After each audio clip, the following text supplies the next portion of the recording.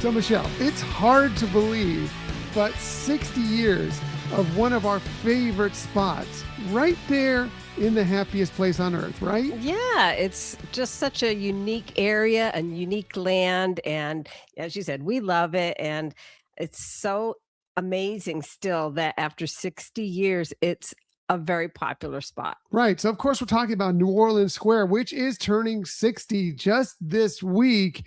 And well, we have to delve into this because it's got a couple of our favorite attractions, but also it's just such an amazing space to just kind of hang out and chill and see what they did to kind of make this space really feel like you're in the middle of New Orleans. Yeah, totally immersed in storytelling. Right, for sure. So let's go ahead and get to it. Michelle, doing more amazing research.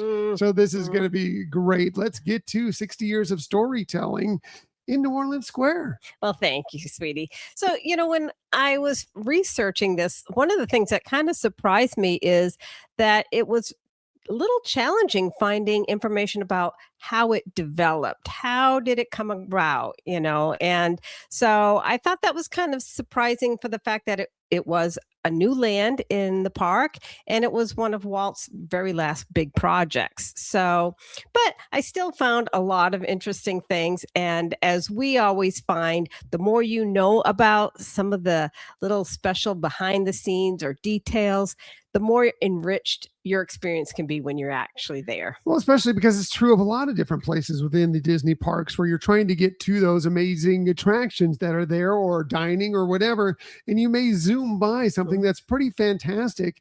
But now that you know it's there, you may appreciate it that much more. So let's go ahead and get to it, Michelle. All right. So, in terms of an origin story of where did it come from, an interesting thing I found was that about 1 month after Disneyland first opened, and you may remember that we just passed the 71st 71. 71th anniversary of Disneyland opening. But the initial month right after that, opening in 1955, Disney hosted a dedication of New Orleans Street, which I wasn't even aware that took place. But it was a short stretch of area of shops right along the rivers of America. And the ceremony was conducted by Dorothy Lamour, which I looked up. She was a famous actress at the time. She played in a lot of the films that Bing Crosby and Bob Hope did, the Road to Oh, yeah. series of Very films. famous series of films. Yeah. Right. So she's native New Orleans individual. So it just fit that she was brought in to do this. And what she did in terms of kind of christening this New Orleans street is she broke a bottle of water. Water. Water. You just slipped into your I Boston, your know. Massachusetts accent Where there for a did that second. come from? Water from the Mississippi River, and she broke it on this anchor that supposedly belonged to a pirate named Jean Lafitte. And that anchor is actually still there at the park. Oh, that's very cool. Yeah, and there's a little plaque around it. So check it out. I won't give some of these things I'm not going to tell you where they are because think of it as like your own little scavenger hunt or storytelling exploration of the park. I like So it. but if you are interested in knowing more about this or seeing more, the Don Hahn and Christopher Merritt book, The Incredible Story of Walt Disney's Disneyland, that came out last year as part of the 70th anniversary, that has some great rare photos and things of this dedication event that took place. Now, the next thing that started happening, fast forward a couple more years, was to 1960. Disneyland hosted their first Dixieland in Disneyland event. It was an evening event.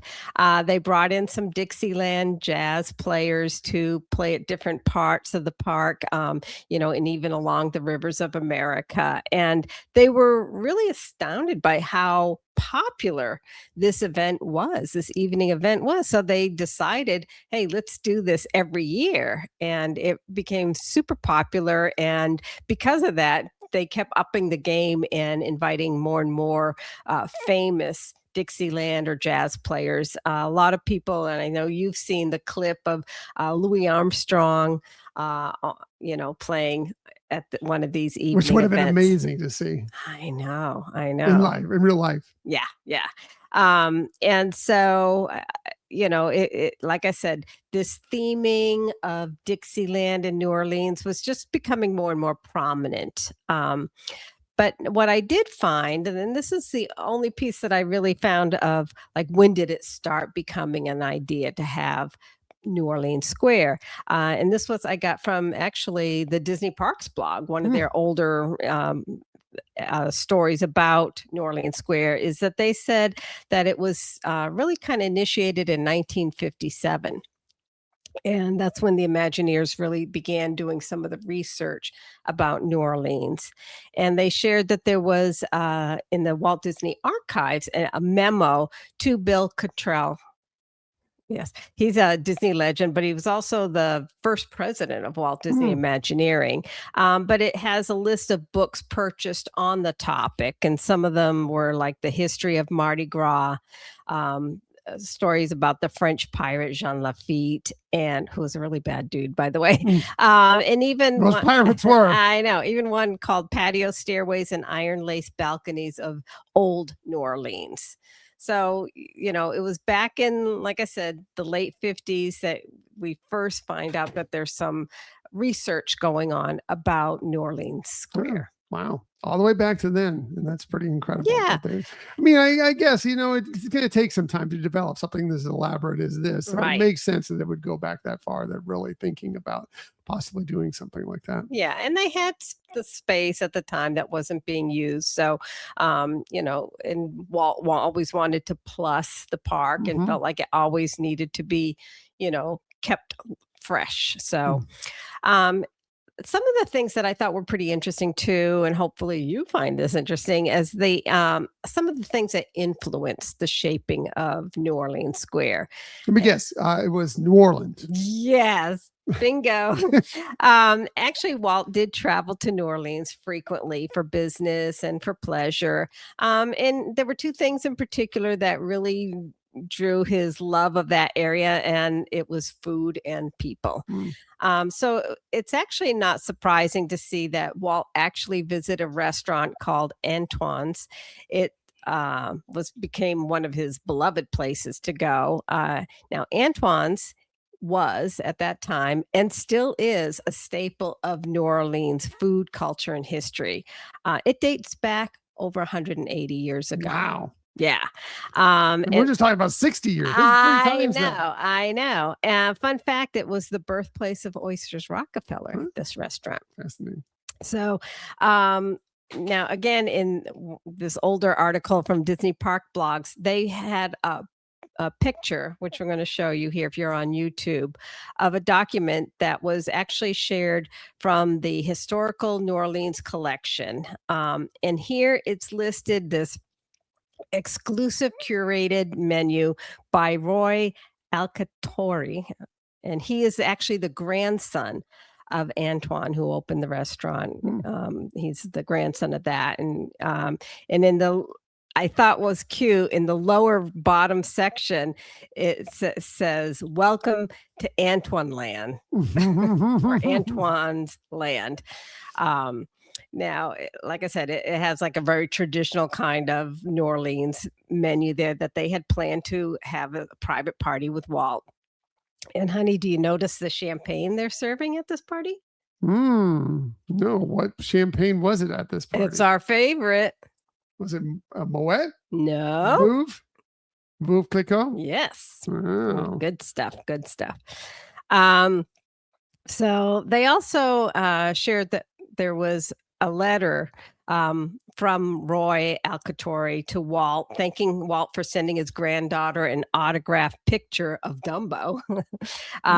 So, it became clear to see that there was evidence that the two of them, had like a friendship going. And it was something that when in town, Walt would visit that restaurant and visit, Roy, the grandson of the initial owner of the restaurant. So, definitely having that influence of the food and the culture and the history, the fact that that restaurant was there for so long.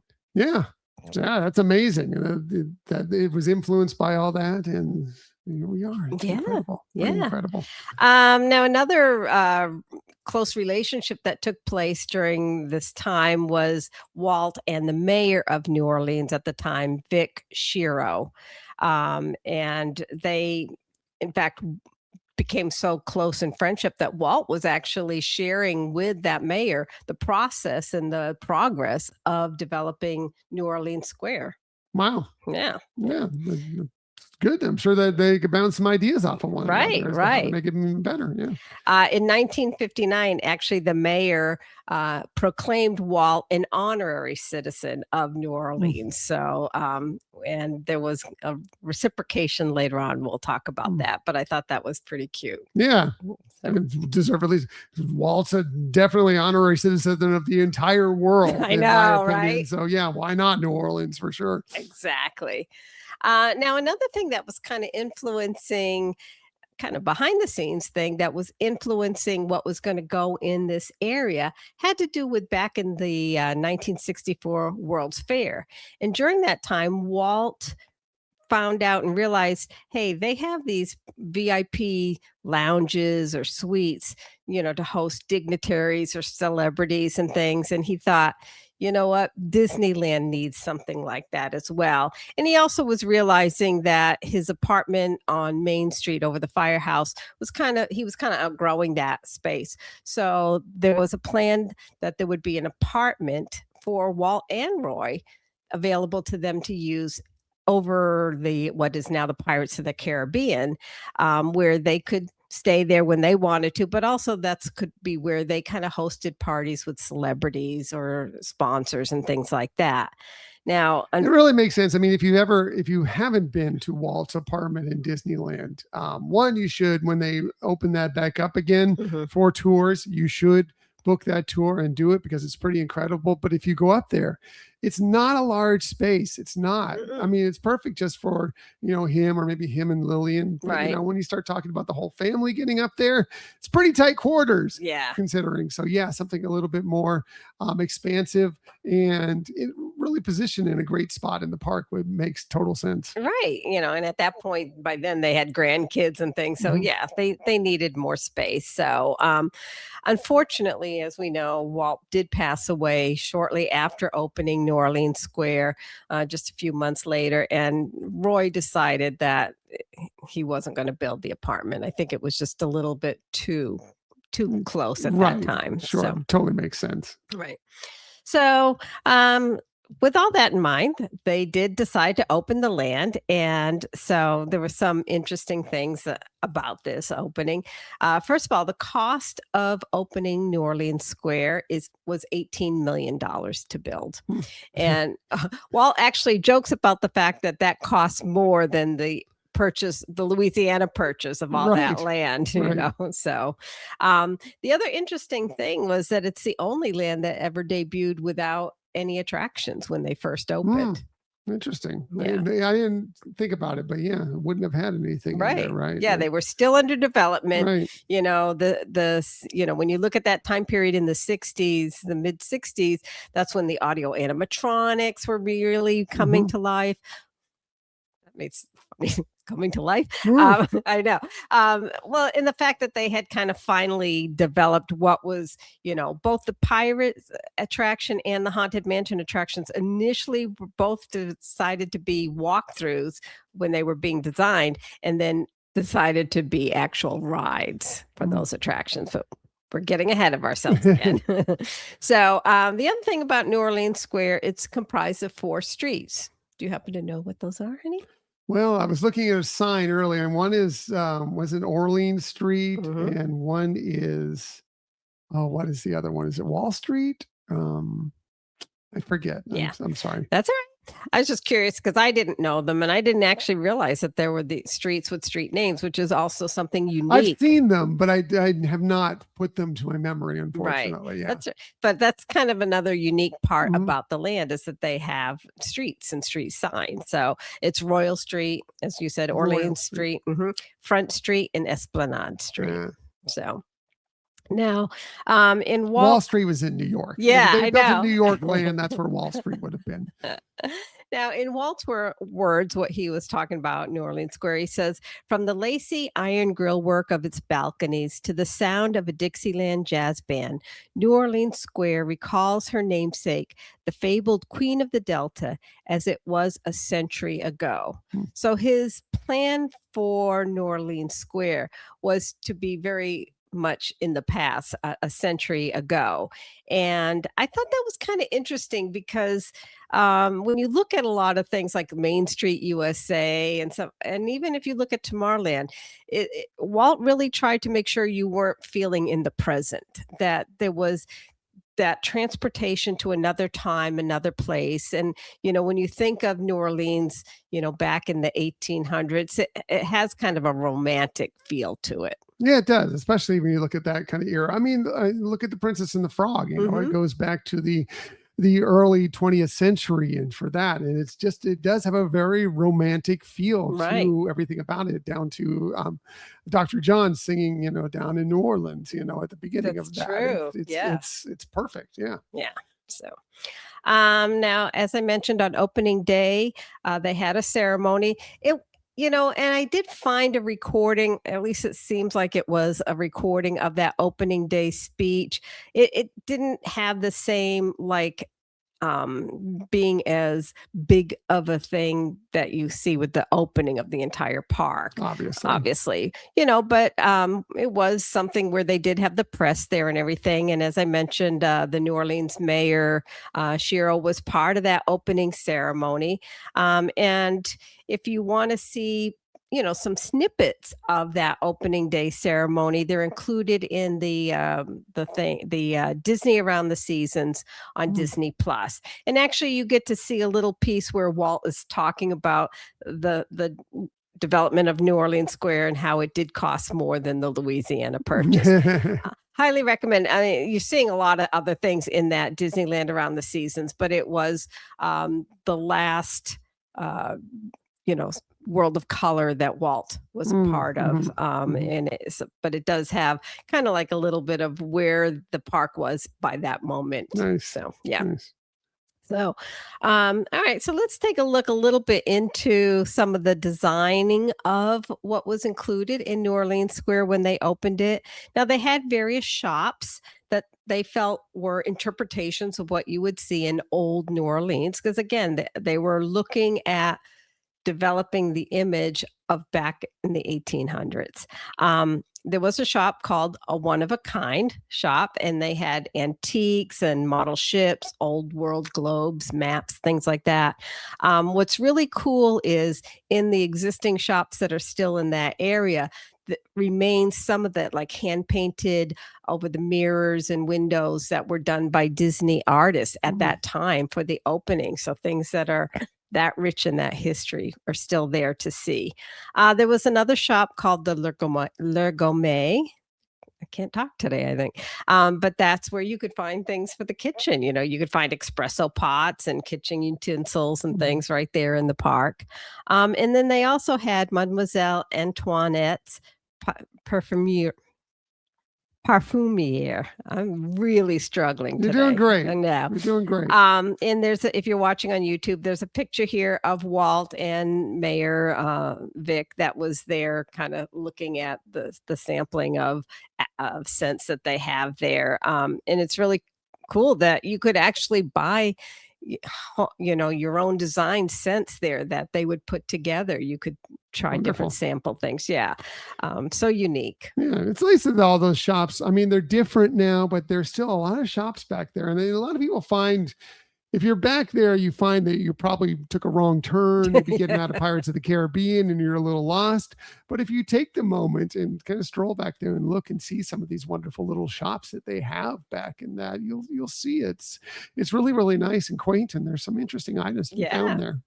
Now, I didn't see anything about this, but I noticed the name, and this shop name still exists, Mademoiselle Antoinette's perfume. But if you think of Antoinette, that's the female version of Antoine. I don't know. Could be a coincidence. Maybe. Could But Maybe. yeah. Um, but one of the other things interesting about the shops and the design of the area, Don Hahn addresses in his book, and he says this has really demonstrated that Disneyland had matured into something worlds away from any amusement park comparison.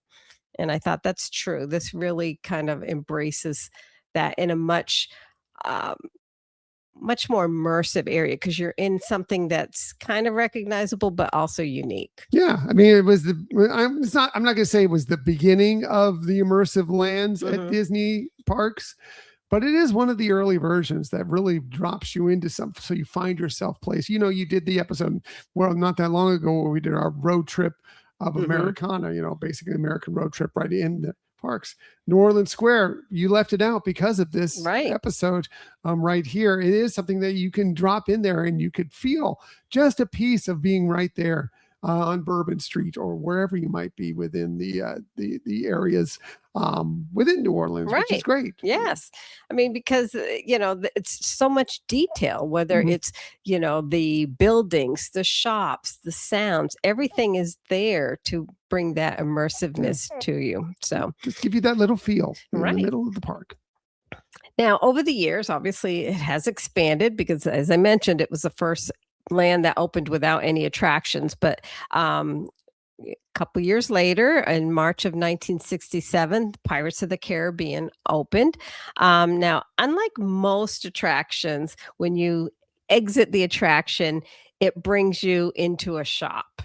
You know, but this one didn't. Now there is something if you can take a quick sharp turn and you can go into this spot now that is a shop. But at the time when this opened, it actually was a pirate museum arcade. Mm. And so what they did was the Imagineers bought up a bunch of these coin operated machines, arcade machines, and they repurposed them and restyled them to have pirate themes Mm. to it. So it really kind of helped with the theming of the attraction. And one of them still remains. Do you know what Really? it is? No, I don't. Mm. So it's called Fortune Red, and it's a fortune teller. And if you have the Play Disney Parks app, you can actually have it give you for free your fortune of the day. Oh, very So, cool. Another use for the app. I right. like that. Yeah, yeah. And I know it's funny, I haven't used it there. I I was did thinking, I mean, you've done a lot of fortunes the there, Esmeralda but on yeah, Main Street, but not not that Fortune one. Red. And now, Yeah, next time we get there, we're gonna have to hunt that down and get your fortune exactly. read by Red. Yes. Now, alongside with opening up the Pirates of the Caribbean was the Blue Bayou restaurant that Mhm. opened. And interestingly, it was finished. That Blue Bayou restaurant was finished 6 months before Pirates was ready to open. But Walt was like, no, they have to open together. The people at the restaurant have to see those boats coming through. And so that's why they decided to hold that off, opening up the restaurant until the attraction was open. I mean, it totally makes sense. I mean, it's part of, I mean, the restaurant's fine, the food's good and everything, but the really what it is about the vibe of being in that area, being on the bayou, watching the boats go by. I mean, that's what it's all about. I know recently they were doing some refurbishment on Pirates of the Caribbean and they kind of put some scrim over. And so it's like, I don't know if I want to go into Blue Bayou when you're not getting that portion of it as Exactly. well. So, I mean, I know some people really enjoyed the food still, just the same, people who had never been there before. But man, there's just something extra added that just elevates that restaurant as you watch the boats go by, as you hear Right. the sounds and the water and the banjo playing and everything out there on the bayou. It's just, and to the attraction too. It's part of the reasons why that's the better version of Pirates of the Caribbean, at least within the Agreed. United States. And Agreed, 100%. And, you captured a lot of the things I wanted to talk about. But first of all, yeah, with being at that restaurant and having these boats and you can say they're pirate boats, floating along past you.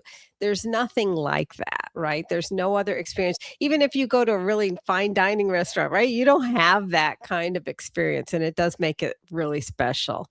Now, as you mentioned, that restaurant has so many great elements to make you feel transposed.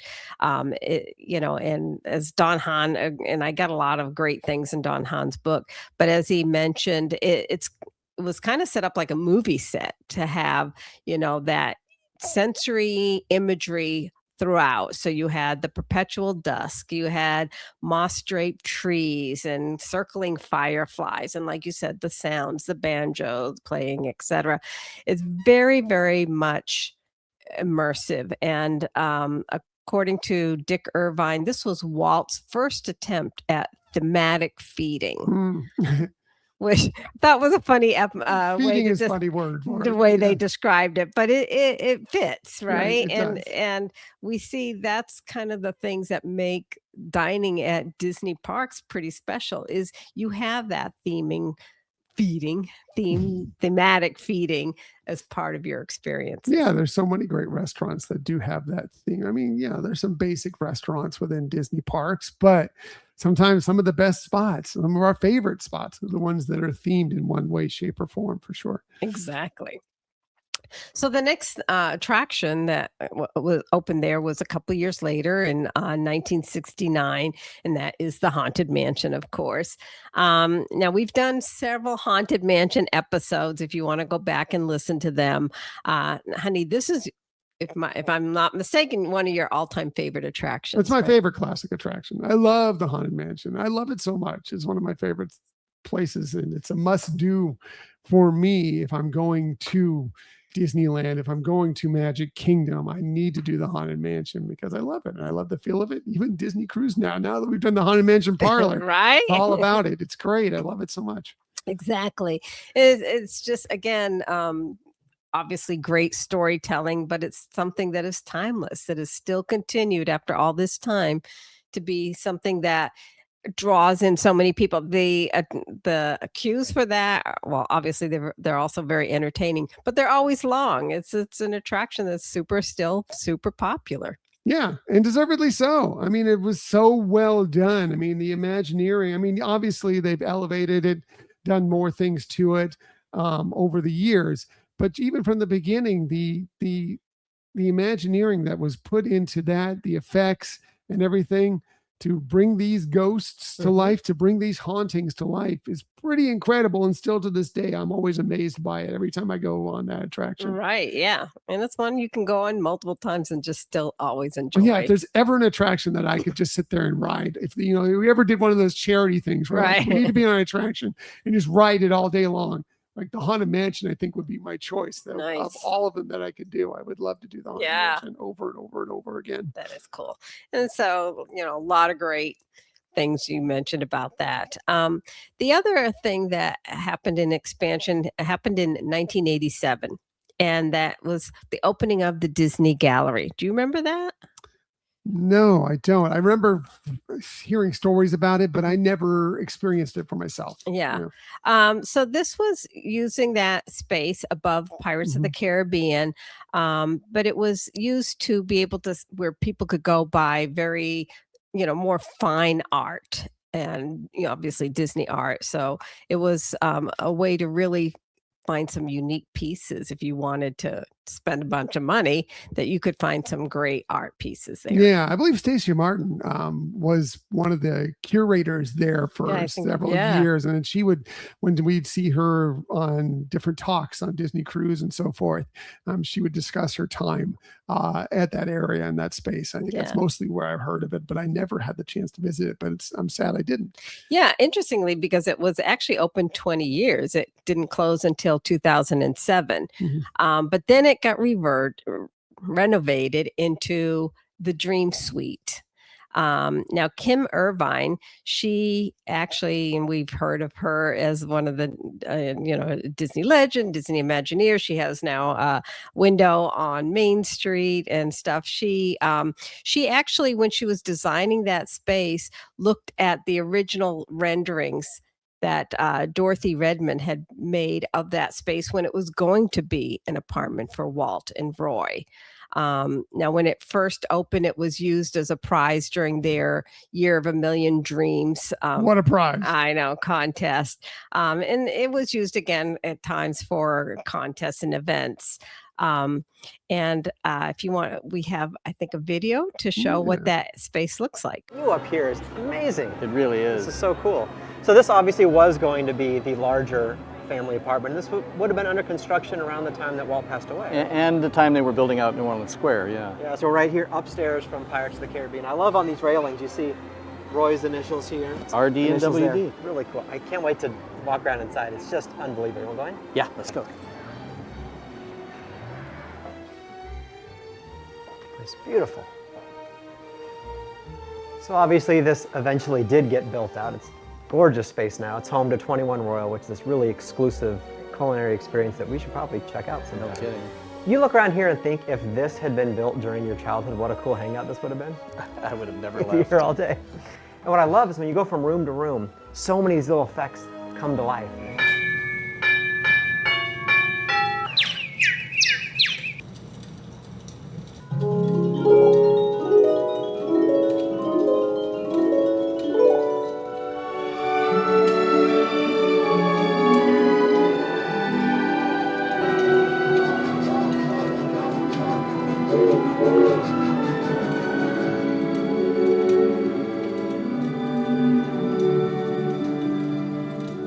So pretty sweet. Yeah. I would love. I mean, it's obviously, I don't think they're really doing it much anymore that you get the opportunity to spend the night Right, there. right. There's another opportunity I think that you could take part in if you have enough money. But as far as actually getting to spend the night there, it would be amazing. It Yes. would be incredible. Definitely.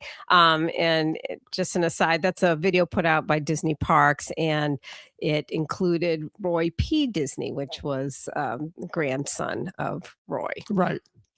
So now, as you mentioned, that space has also been converted again for use of another experience, a very VIP experience that you can buy if you want, and that's 21 Royale. Yeah. So It's a pretty incredible experience. 21 Royal. Now let's start with the price. Well, I'm not going to start with the price for this. I'm going to go down, and if you were ever to decide you want to do 21 Royal with 11 other of your friends and family members, well, here is what you're in for with 21 Royal. And this is right from its website. It says, on the evening of your 21 Royal experience, your guests will arrive at the majestic Disney's Grand Californian Hotel and Spa, where they will be greeted by the hotel's valets, or valet if you like some shows. Once your entire party has assembled, they will be given a VIP escort to the site of the evening's festivities. Legendary Disney service is on display from the moment your guests are welcomed by the 21 Royal staff. First, signature cocktails are served by professional butlers in the salon. Then everyone is invited out to the patio for a casual reception. You and your guests will also have time to explore the different rooms and discover some of their more magical features. Then it's time for dinner. You and your guests take your seats around a lavish table covered with white linens, fresh flowers, and set with gold-plated dinnerware and fine crystal. This is when the evening's adventure really begins, as a fascinating tale unfolds, told through fine food and drink, making for a unique and truly magical fine dining experience. Then, in true Disney fashion, you can end your evening with a grand finale dessert on the private balcony, where you and your guests are treated to a spectacular view of the rivers of America, and on certain nights, prime viewing of the park's nighttime entertainment. That would be Fantasmic, by the way, and maybe there's a fireworks show sometimes, some nights as well. That sounds amazing. Now, the price for that, for you and up to 11 other guests, so 12 guests total, is $15,000. So just a nice little price of $1,250 per person. You got this. Oh, but by the way, it does include park hopper tickets and valet parking. So it's okay, kind of a deal, right? Yeah, I mean, it's a little splurge. But it sounds amazing. I would love to experience it at some point for sure. If anybody, look, we'll pay our part. $1,250 each. We'll do it. We'll do it. If anybody else wants to come up with the other $1,200, something like that. $12,000. We're in. Yeah. We're in. Just give us a call. We'll be happy to go along with you on that. Exactly.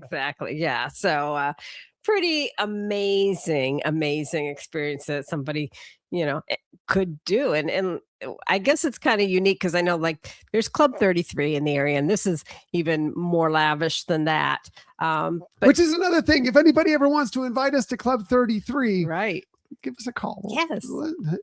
Hyperine Adventures Podcast at gmail.com or all over social media. We'd be Right. happy to hear that as well. Exactly. We have not been to Club 33 at Disneyland. We would love to do it at some point. Right. Agreed.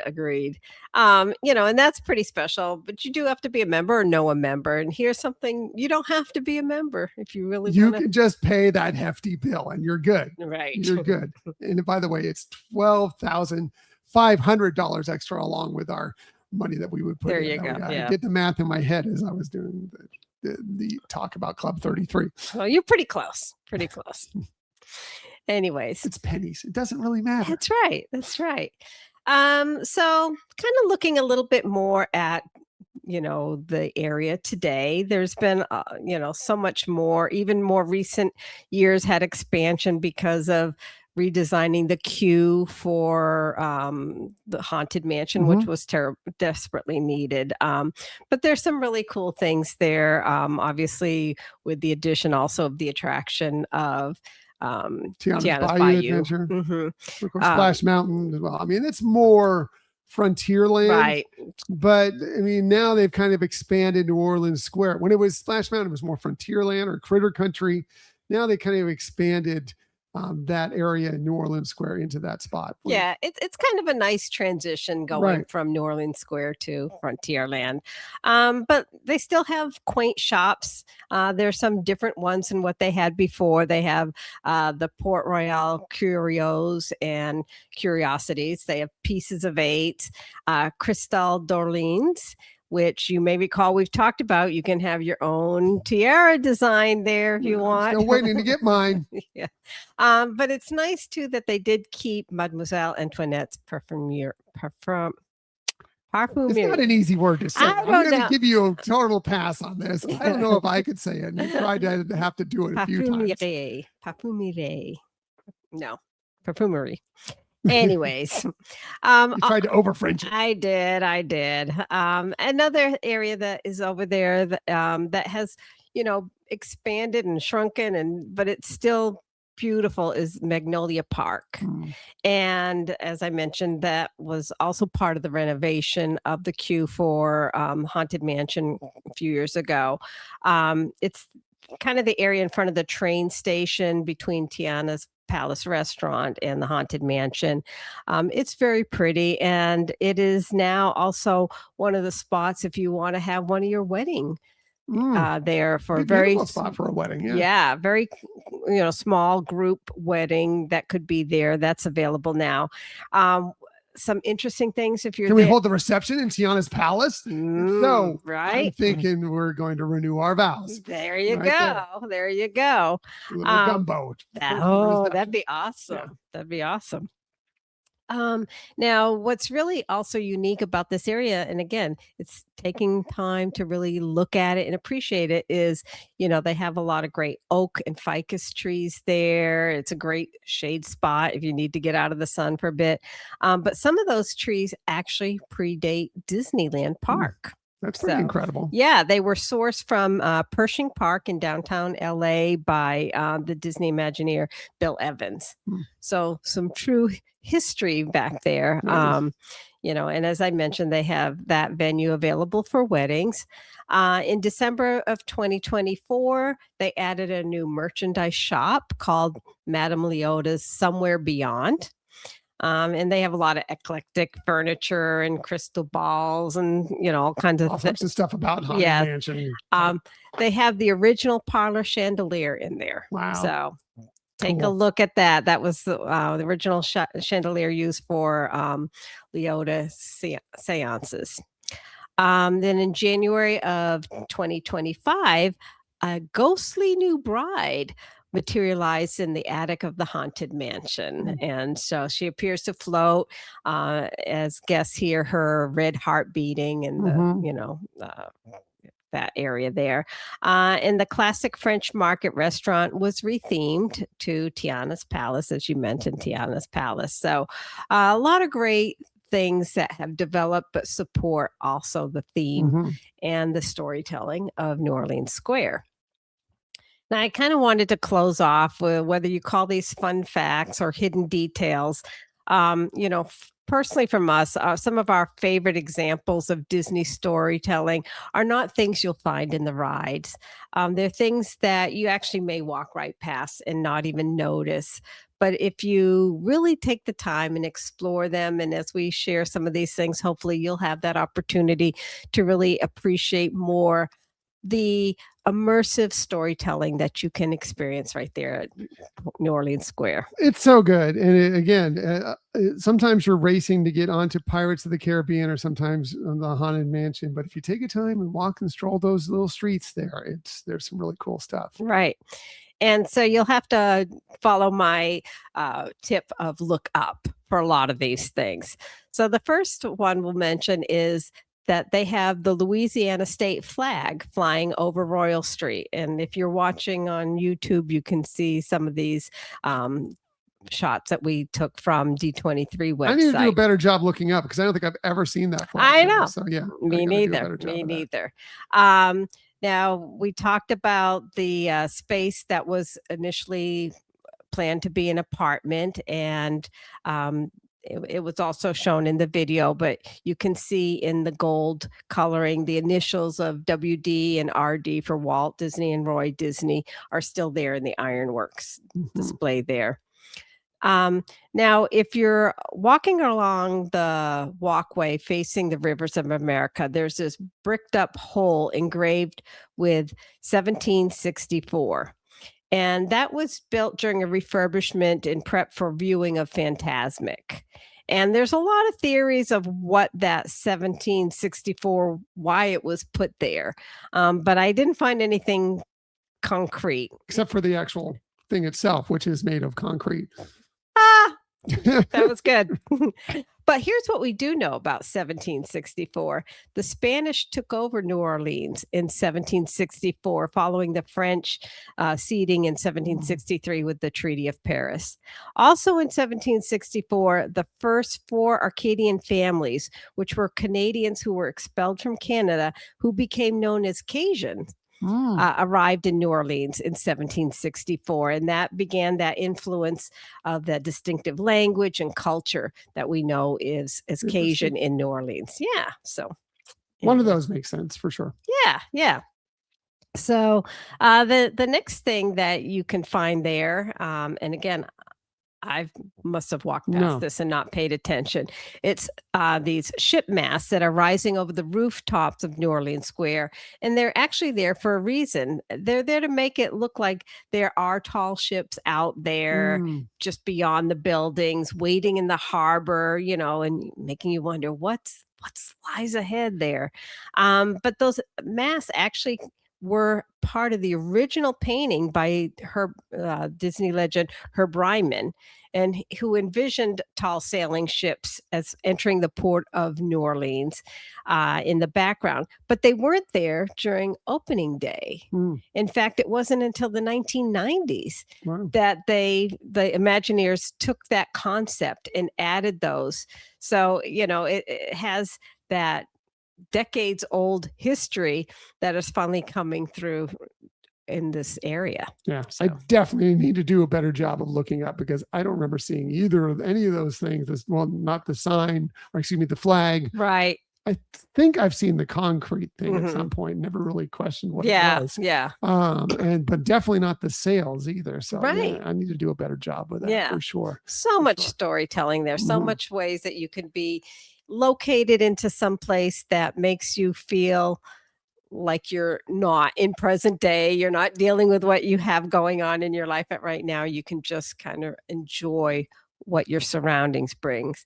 There's one more thing, and I think we've talked about this at other episodes, but at the train station there at New Orleans Square, there is the sound of Morse code. Do you remember that and what that was? Yeah, it's the opening speech from Walt Disney to the opening of Disneyland, exactly. But it's tapped out in Morse code. Yeah, Yeah, it's a really nice little subtle tribute to Walt and the opening of Disneyland. It's really cool. Exactly.